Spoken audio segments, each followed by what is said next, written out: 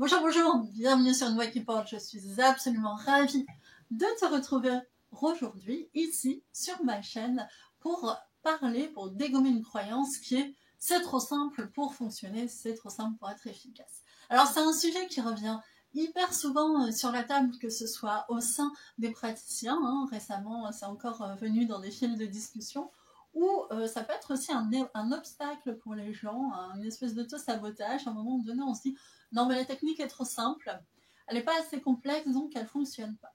Alors on va s'attaquer à ce sujet, mais avant si ce n'est pas déjà fait, tu mets un petit pouce sous la vidéo, tu t'abonnes, tu cliques sur la cloche sinon tu risques de louper des vidéos, et à la fin, si ça t'a plu et que tu penses que ça peut intéresser les gens, tu laisses un petit commentaire, tu discutes avec moi, je réponds bien sûr à toutes les questions, tu partages si tu penses que ça peut intéresser d'autres personnes.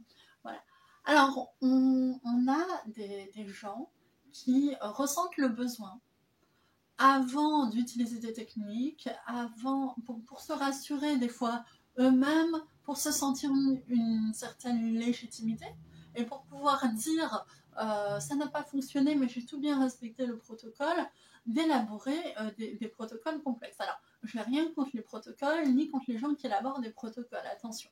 Je veux juste décorréler les deux idées, que plus c'est élaboré, plus c'est complexe, et plus c'est efficace. Il s'avère que pas mal de praticiens, enfin c'est à peu près ce que constatent tous les praticiens que je connais en fait sur le terrain, même dans le domaine du coaching et tout ça, de l'accompagnement, il ne s'agit pas forcément du domaine thérapeutique, simplement, eh bien, il n'y a aucune corrélation en fait entre le degré d'élaboration d'une technique et son efficacité. Bien au contraire, on constate souvent une complexification inutile des choses qui rendent certaines techniques inintelligibles, parfois pour le praticien qui du coup a du mal à l'aborder, parfois pour les clients, pour les personnes qui viennent avec un besoin, qui ne comprennent pas vraiment ce qui se passe, parce que tout est tellement, entre guillemets, ritualisé, voilà, il y a tellement de clous, finalement on perd complètement la substance, la souplesse et la vivance, j'ai envie de dire la vivance de la méthode et de ce qui se passe, parce qu'il y a beaucoup de choses aussi qui se jouent dans la relation. Et quand on utilise une technique hyper complexe, ça peut nuire à ça en fait, au lien direct, à la qualité du lien, de l'échange. Forcément, quand on est focalisé sur une technique hyper comme ça, qu'on est dans sa tête en fait, dans son mental, pour se connecter au niveau du cœur, c'est compliqué. Et en fait, sur le terrain, on constate plutôt, et là par exemple EFT Land qui suit ma chaîne et qui a abordé le sujet récemment, mais d'autres aussi, que les techniques simples apportent souvent de bons résultats, les approches simples et donc compréhensibles en fait pour les personnes, et que parfois plus on complexifie, plus on perd quelque chose, quoi. Ça se dégrade. Alors ça c'est contre-intuitif, parce que on a tendance à s'imaginer qu'avec des protocoles compliqués, testés sur 100 000, 200 000 personnes, alors moi je suis à fond pour la démarche scientifique, hein, c'est pas le sujet. Je dis juste qu'il n'y a pas forcément une prime à la complexification d'une chose qui fonctionne. Alors moi c'est un sujet qui me touche, parce que j'ai comme enjeu, notamment sur ma chaîne, de mettre à disposition de vous des techniques simples que vous pouvez vous approprier, pratiquer par vous-même si vous le souhaitez, comme les petits bonhommes allumettes, l'EFT, à laquelle on reproche souvent d'être trop simple pour fonctionner, alors que ça n'a aucun sens en fait.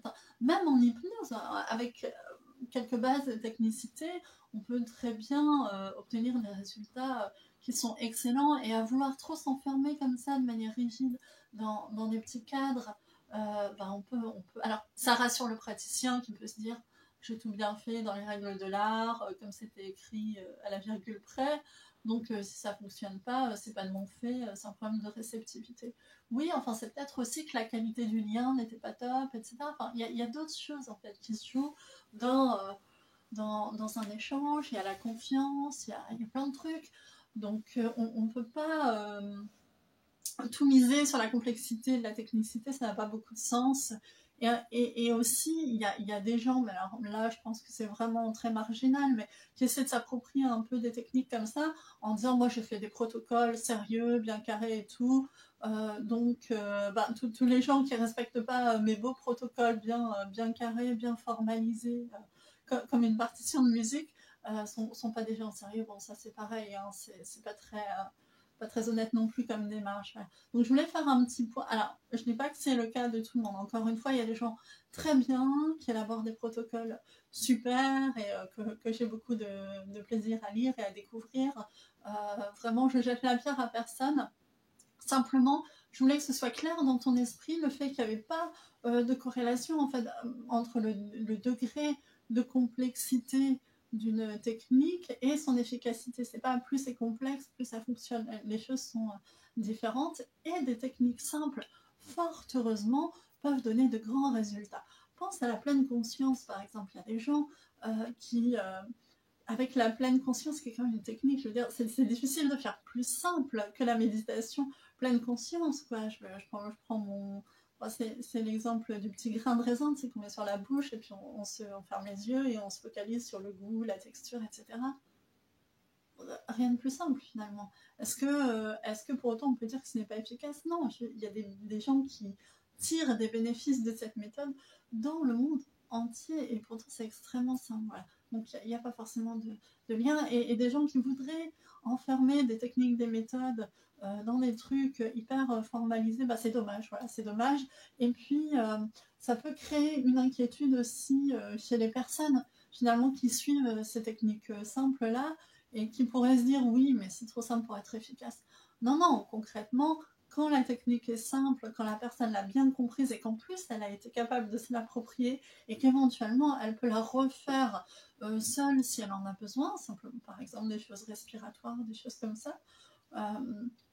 Voilà, agir sur sa posture, bien respirer avec le ventre, des choses hyper simples qui peuvent faire du bien au quotidien, et ben ça, c'est top, tout simplement. Et c'est mieux que se dire, bah, c'est trop compliqué, je peux pas faire tout seul, il faut que absolument je ne pratique que avec mon accompagnant, je sais pas, mon coach. Bon, ça c'est dommage, quoi, voilà. Donc, pas de complexification inutile. Rassurez-vous, une technique peut être parfaitement simple et très efficace. Pour autant, bien sûr, les protocoles complexes ont leur intérêt aussi. J'ai du respect pour chacun, mais je voulais te rassurer aussi là-dessus et peut-être lever un obstacle conscient ou inconscient au fait que les choses fonctionnent chez toi. Si tu as une remarque, un commentaire, des questions, n'hésite pas, posez-les en dessous de la vidéo, je répondrai à tout et puis vous pouvez aussi discuter les uns les autres, c'est toujours super intéressant et super enrichissant. À très bientôt et prends soin de toi.